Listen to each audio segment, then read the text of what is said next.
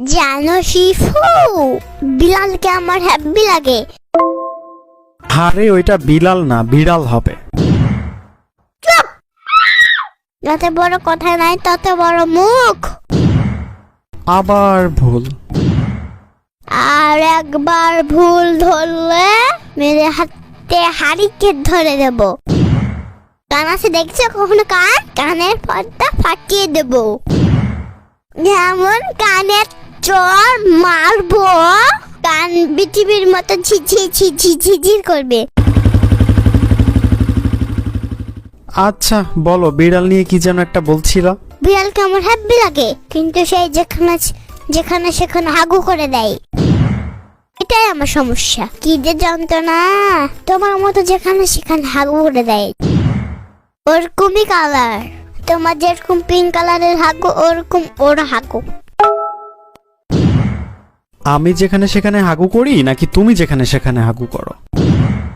সবার সামনে আমার প্র্যাকটিস নষ্ট করছো কেন? আরে ওইটা প্র্যাকটিস না, প্রেস্টিজ হবে।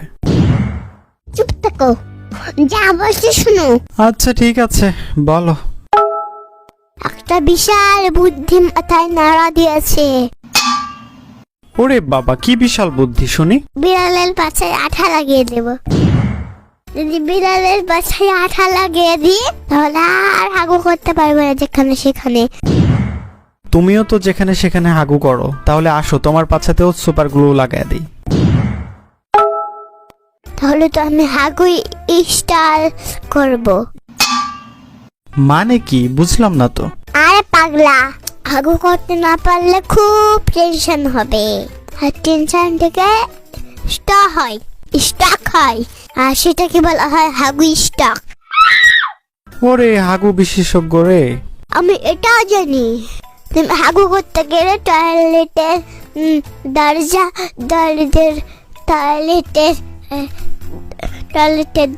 দেওয়াল ভেঙে যায়।